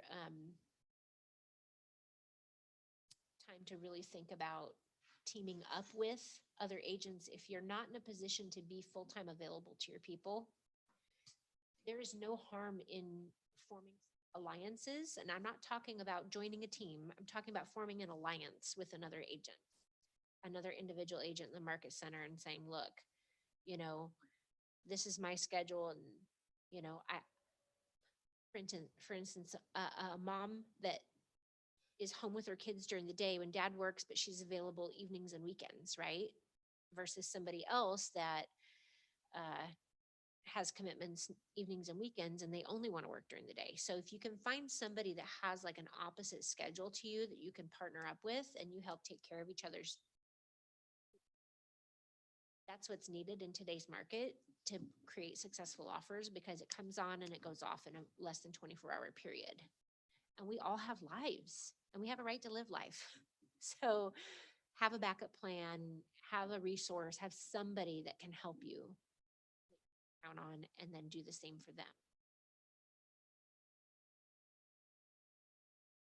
And if you've got your laptop, I mean, even if they show the house for you, you can always type up the offer and get on the phone with your people.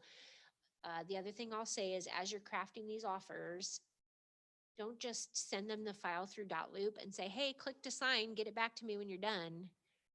Like, say, okay, as soon as you open that offer in Loop, please give me a call. I'd like to walk you through available. I want to walk you through what you're signing so you understand what you're signing. And then you're going to go through all the documents that they are clicking to sign as they're signing them. I want people to come back and go, well, I didn't realize that I even signed that document. To understand buyer's agency. Hey, I'm your agent now. If this offer doesn't go through, we won't need to sign this buyer's agency agreement again. However many months we wrote it for, I'm now your agent. I can't tell you how many people have been like, no, I don't have an agent. Well, I did make an offer on this house. Okay, you probably signed a buyer's agency agreement, but they didn't even know they did. So just make sure that people are understanding what they're signing as you're preparing the offer with them, and that they are okay with the terms, especially terms that have to do with timelines, the inspections, and if they're waiving any sort of right to ask for repairs. sure that they completely understand what it is that they're putting in writing, because we want to have reputation for an agent that delivers on their word.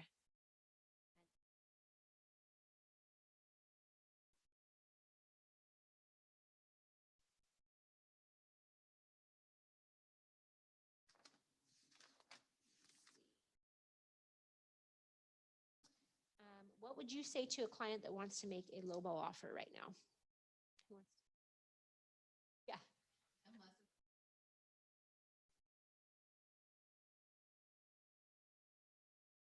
Yeah. How bad do you want the house? How important is that house to you? Right now in today's market, we're only writing offers that we are strong ones. That's all that's getting accepted unless there's something wrong with the house. In which case, yeah, let's go for it. Nobody else wants it. There's a reason. Either it was priced wrong or the condition is not what we thought it was. Quick question. Yeah. Are there pitfalls to having that conversation in the buyer consultation before you even start working with them, considering the market conditions? No, I always do. I mean, Okay. in my initial buyer consult, this is a two-way conversation. There are some buyers you don't want to work with. They are just going to waste your time and be looky-loos. And, well, if I can get the house for a deal, buyers you want to spend your time and spin your wheels with. So the buyer consultation is a two-way street. You're finding out their motivation and their needs. What do they need? When do they need in it by? You're setting up expectations. You're talking about the market. You're selling yourself on, here's why you want to work with me, and here's why I think I can get you where you, timeline you need to be in. But there's lots of questions that you're asking around their motivation, their timeline, and what they expect to pay for a property.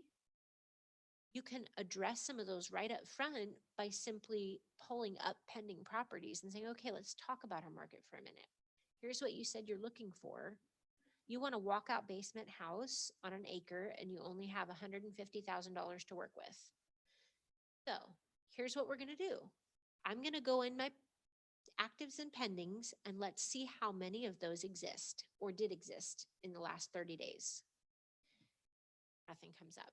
Then I say, okay, let's go back and look over the last 6 months at the solds. How many solds were there in the last 6 months that matched that? Oh, there's none. Okay, well, let's change our price here. Let's change the parameters until we start finding something that starts yielding results, recent results. And then we go, oh, okay, well, to get an acre of property with the size of a house you're talking about, that's actually $300,000. So if your pre-approval's for 150, let's look and see what's available for 150.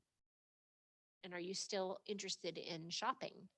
These are all like consultative things you're doing with them because you want to set up expectations that they're happy with and that are reasonable and you know you can deliver on what they want. And unless we ask a lot of questions, we're not going to get to the heart of that. And then that helps us when we're constructing our offer.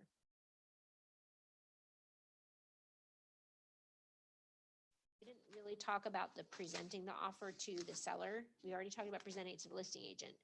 But when we are presenting to our sellers, it's a whole different ballgame. Right now, in today's market, you're gonna need a spreadsheet. And you're gonna need to detail who the agent is that's presenting the offer and what their track record is, who the lender is that that buyer is working with. If they're cash, did they provide proof of funds? If they're with a lender, did they provide a pre-approval? Did they address anything about appraisal gap coverage? Are they asking for concessions? And then price, concessions, close date, all those things. So you create like a little chart for yourself. And as the offers start rolling in, you're filling in the data so that when you're discussing with your sellers, you're keeping it all straight in your head. I will literally print off the offers and use a yellow highlighter. Things. Back and double check. How many days did they ask for on inspections? Boxes did they check or not check? what they ask for in special agreements, like pay attention to all the fine print items.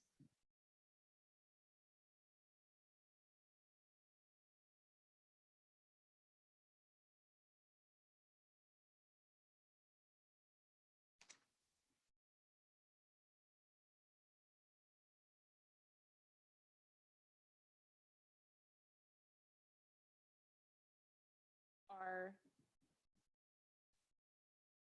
viewing offers from buyer's agents. I would call that buyer's agent and say, tell me a little bit about the buyer, tell me a little bit about their situation. Some agents are just gonna send over an offer to you with no cover letter, no info, no nothing. And if it's a cash offer and there's no information, my first question to that agent is, how did you get these buyers? How do you know these buyers? Oh, it's my mom's best friend from California. Probably a solid, legitimate buyer, but they were a Zillow lead. Okay, have they provided you with proof of funds? They say they're getting this huge cash inheritance to buy this $800,000 property. Where's your proof of that? So your job when you're presenting offers to your seller is not just to show what's stated, but to dig a little bit deeper to make sure that you're adequately representing what's being, have the ability to follow through on the offer that they're sending you. I would also ask the other agent, started doing this, have these buyers written and backed out of any other offers.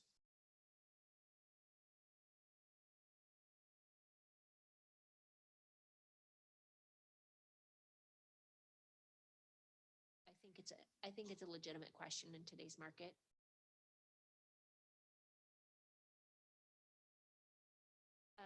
Do they have an ability to come up with additional funds if appraisal becomes an issue?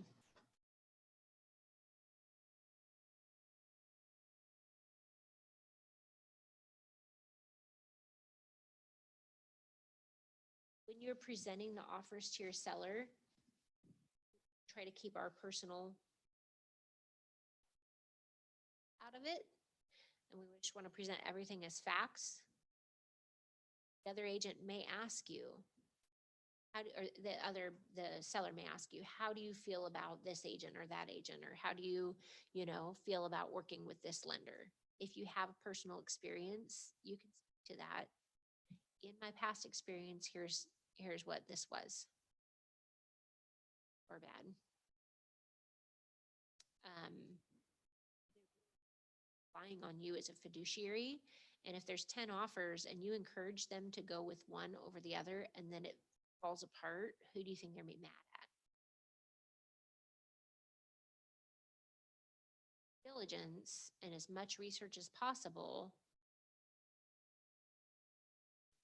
Tell her about, here's why I feel pretty good about this particular one.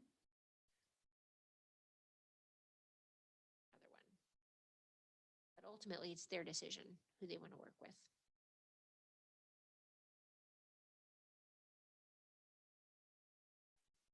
Always keep the tone of the conversation as positive as possible. Never criticize a buyer, their agent, or their offer.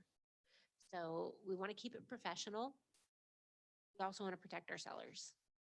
So we find a way to do that tactfully without throwing somebody under the bus. And it may just be a matter of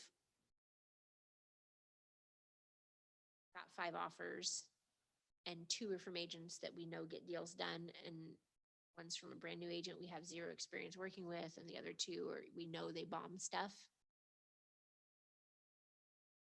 I have to say, I've had positive experiences with 2 of the agents on this list. One I know nothing about, and the other 2, I would say we proceed with caution. Wrong with saying that because it's been a bad day for that agent. They may have just had we had a bad experience. That might not happen. You may have had a difficult buyer and that's not who they are as an agent, so we don't want to completely fault them for it, but also we want to proceed with caution and protecting ourselves.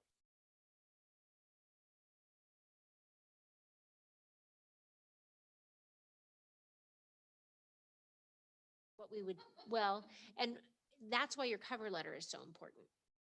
If somebody sends over an offer, we've never heard their name before, we've never heard anything about them, there's no cover letter, we know nothing about them, we know nothing about their buyer's history. All we can tell our seller is, I know nothing about this agent, or the Bank of America pre-approval letter, or, you know. But if we can say, well, I've never worked with this particular agent, but I know their brokerage, and I know they offer excellent training. And I know that they're working with a great lender who writes solid pre-approvals.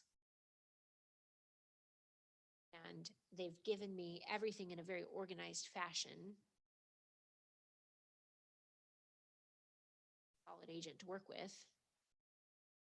Versus, I know nothing about them. They're not answering their phone call. When I call them, it says, I work with that car cleaning company. And, you know, I mean, there's a difference between presenting yourself as a professional agent with your professional offer versus not having a reputation in the industry and acting that way, right?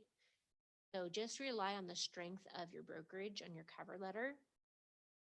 And you don't have to say you're brand new to the business. So I never said that with Murney when I got started. I said, I chose to align myself with individuals that have X number of years in the business, and I have a whole staff supporting me that has cumulatively this many years in the business. So I can get all your questions answered. And I can take it. You don't have to acknowledge time in the business. Talk about your strengths as a human being, what you're committing to do for your clients, and what allied resources you're using to get this to a successful closing.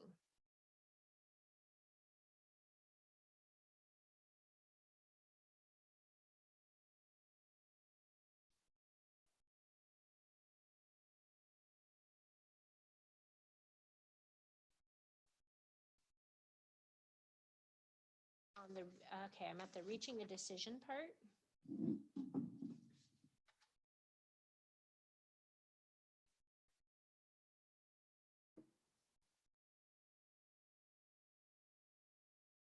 And then talking about presenting the offer and representing the seller. Okay, one thing I didn't mention here is when you list the property, you're going to discuss with your seller. There are a couple different ways we can handle offers. Would you like me to present them to you as they come in? Or do you want to wait until a certain date and time to review all offers? I want to wait till a certain date and time to review all offers. I will repeat back to them.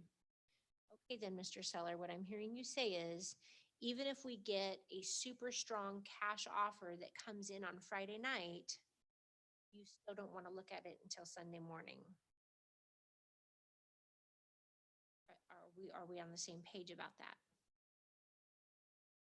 Well, actually, I would want to see that offer on, Friday night. It's just like, some of them are. Some are like, nope, I want all the offers at the same time.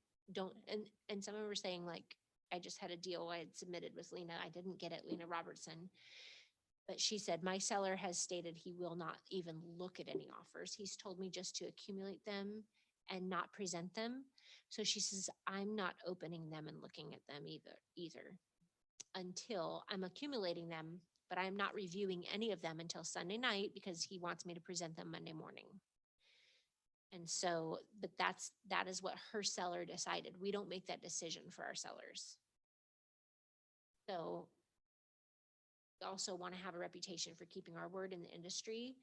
And then when we are putting agent instructions, agent remarks, when we say seller has stated they will review all offers at this date and this time, personally, if my seller is going to back out on that, I'm picking up the phone and calling every single agent that showed the house up to that point and saying, FYI, I know I have on my listing, seller wanted to review offers on this date and this time. Now they're changing their mind on that. Do you have an offer for me? at least trying to make it fair for everybody, because it's not a fair market. Before we present the offer to our client, we always call, thank the agent for sending us the offer, get any questions answered that we might have. Oftentimes offers are incomplete. Look it over and make sure, did they check all the boxes? Is there missing information? What are we missing? If we're missing anything, we're gonna ask the agent for the missing information. We're gonna sign yes to accept with our seller. We wanna make sure that it's a solid contract and that we have all the pieces of the puzzle that we need. And then we're never gonna speak for our seller. So they're gonna say, well, would your seller take this or that? I'll present it.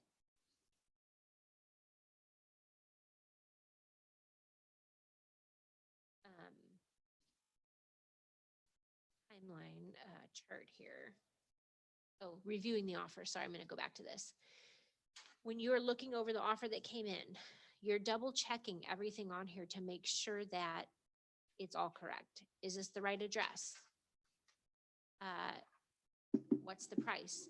What's the earnest money?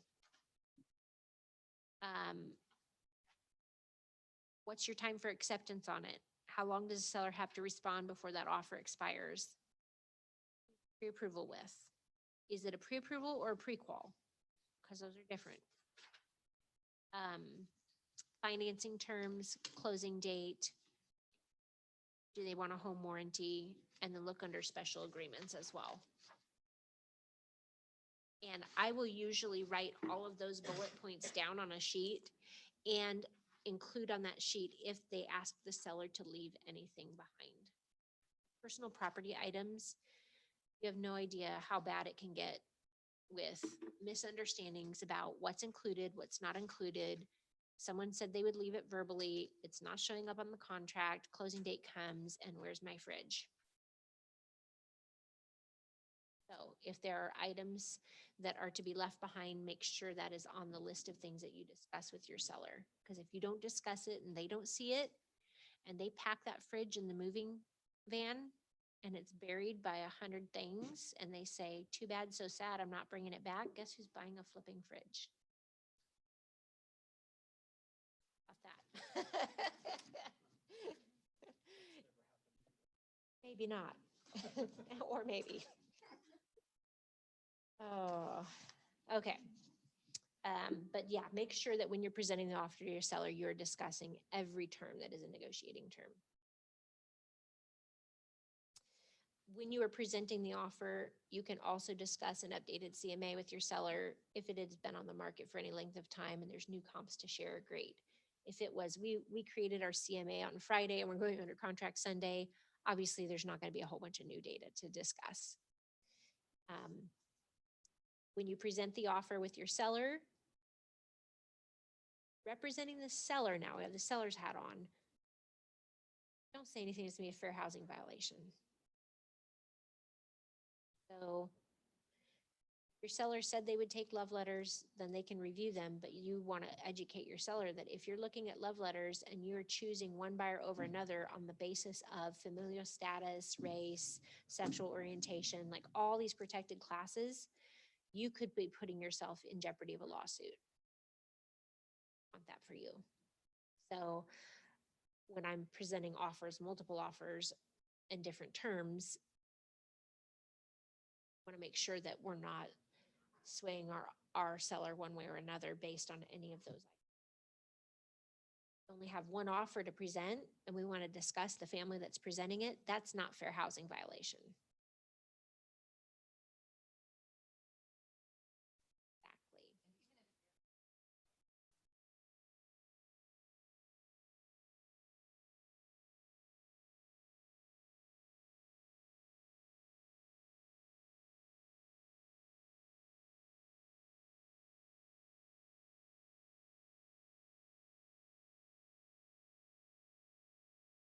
Exactly. Investor versus primary resident, that's not a fair housing issue. No, but I Right? mean, like, if it's just.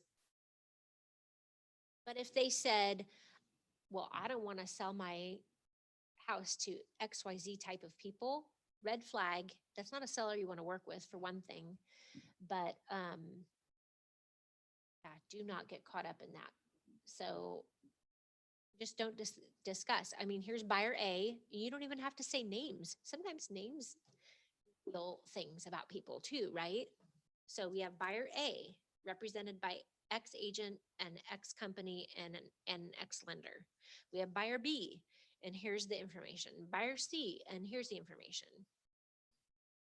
Really cover your bases and make sure before you present, take a look at it, you know, do a mental checklist and say, the things that I'm mentioning here, could I end up in a court of law over this later? Because as the seller's agent, I think that we're going to see more and more lawsuits of that, especially other states. I don't see it as much in Missouri, but like in California, it's super happy. But start missing out on properties. Feel like they missed out on it because the seller wanted this ethnicity in the home or this familial status in the home, and that's the only reason they lost out. And they think they had the best offer there.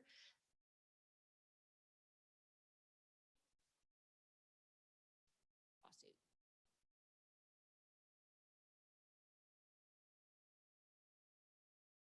Yep, we have errors and omissions insurance, but it only covers certain things, and there's still a deductible.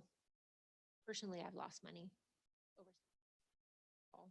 So I represented a seller who did not disclose something properly about the drainage system outside their house.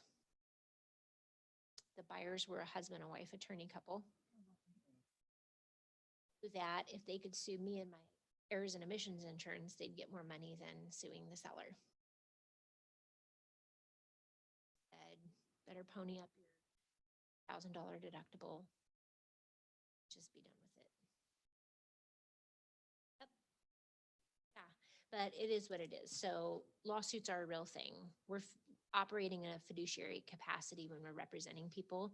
So when we have our buyer hat on, saying whatever we want to say about our buyer is okay. But when we have the seller hat on, make sure that we are not being unfair in how we're presenting our offers. Hopefully I said the right thing. This is recorded and being saved, right? Okay. And of course, we're presenting things in a timely manner. However, our seller has instructed us to. So on responding to the offer, again, our seller can be informed. Here are your choices. You can accept everything as written, you can reject, or you can counteroffer. In today's market, you might have 9 that you're rejecting and 1 that you're accepting or countering.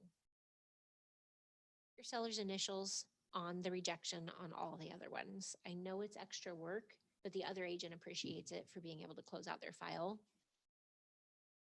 And call the other agents. Thank them for the offer. Acknowledge that this is a difficult time to be representing a buyer. We appreciate it. We hope we get a chance to work with you again. Unfortunately, our seller has chosen to work with another buyer.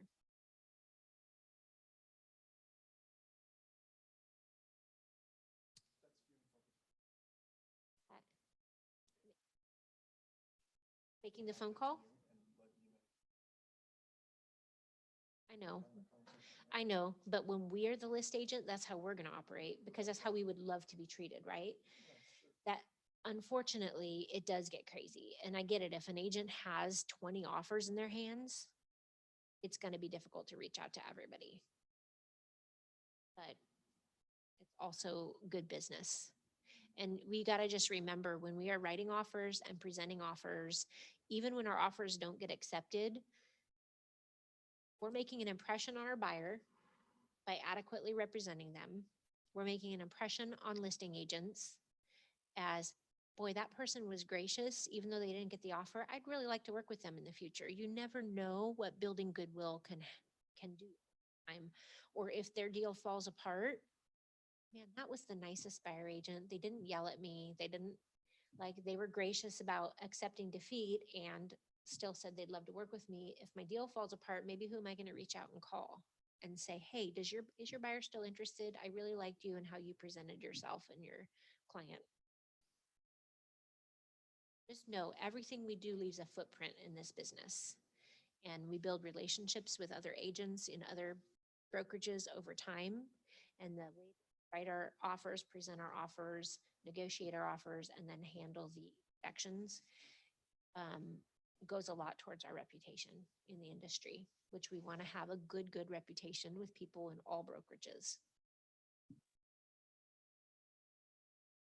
How about ahas? Ahas and questions.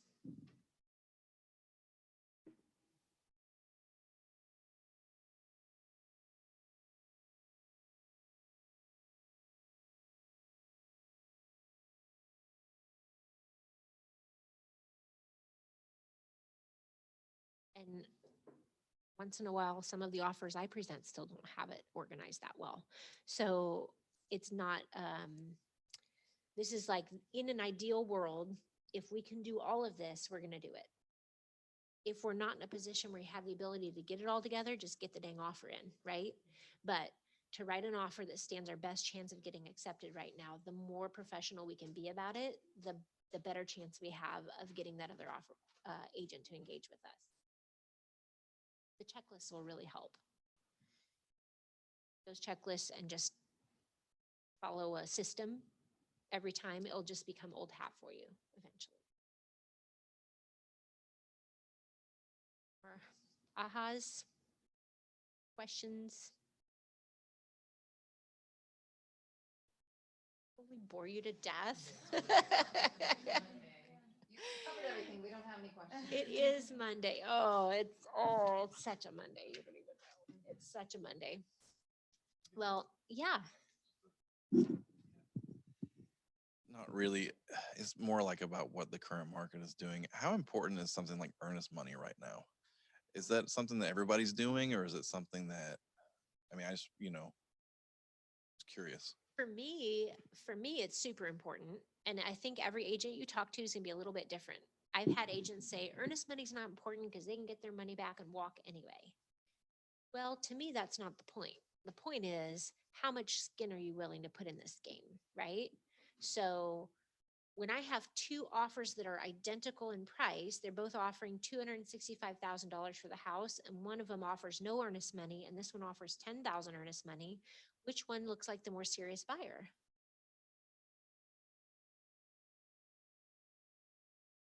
My FHA people, even USDA, that they don't have much cash. I say, do you have anything?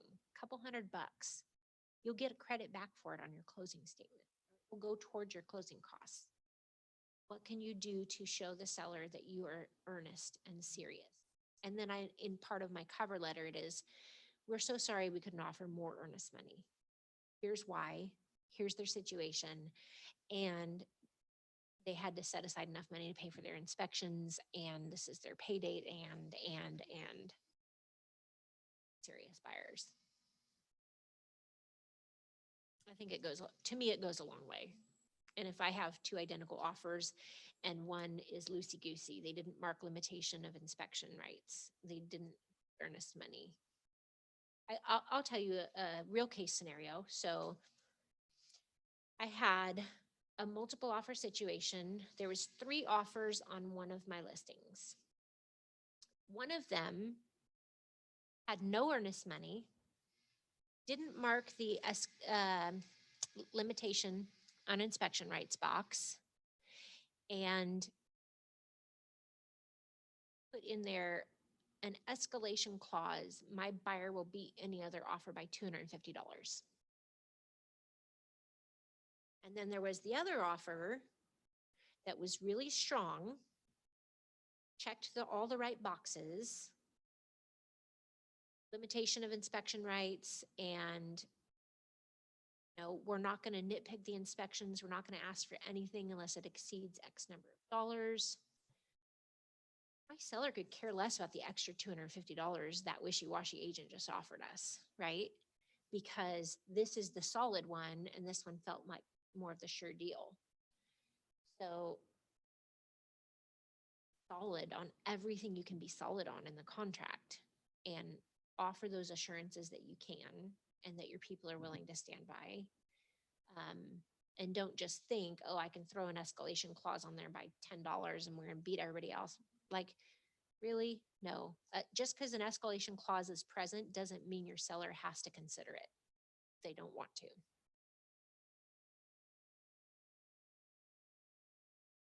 Didn't really even talk about escalation clauses, but that is something that's happening in offers. And I would say if you're going to include one, there has to be a plan for backing up the low appraisal. Always, almost always, if there's an escalation clause that pushes up that price, our appraisal is not going to come out. So to me, if I'm a list agent analyzing offers here, if it has an escalation clause and no plan to back up the appraisal gap, it's not worth what it's written on. That house is still going to sell for the appraised value with that buyer. Those are important conversations to have with your seller. If you guys get in that situation where you have multiple offers and you are like, how do I present these to my seller? Which one is the strongest? Like, call us. We are like a big family here at KW. You've got the coaching productivity team, which is amazing, and they know their stuff. And that want to see you succeed in this. They want to see you write contracts or accept contracts that are going to get to closing. So don't hesitate to reach out, call, text, email. Like, Amy, I have these 5 agents presenting offers. Do you have any good experience or bad? Am I dealing with good people? Am I dealing with bad people? Like, we can have a private off-camera conversation about that. This offer I would trust, this one not so much. Yeah, feel free to reach out. And I know that a lot of the other agents in the market center feel the same way about it, because these are things that we wish people would have done for us when we were getting started. Don't have somebody backing you up, then it's like trial and error. Oh, thank you, Amy. Does anybody on chat have questions or comments or anything else that they need to address? Other than, I think we've kind of, but I'm happy to answer any more questions you might have. Alrighty, guys, I think we're good. No other questions. You know where to find me if you need me. Thank you.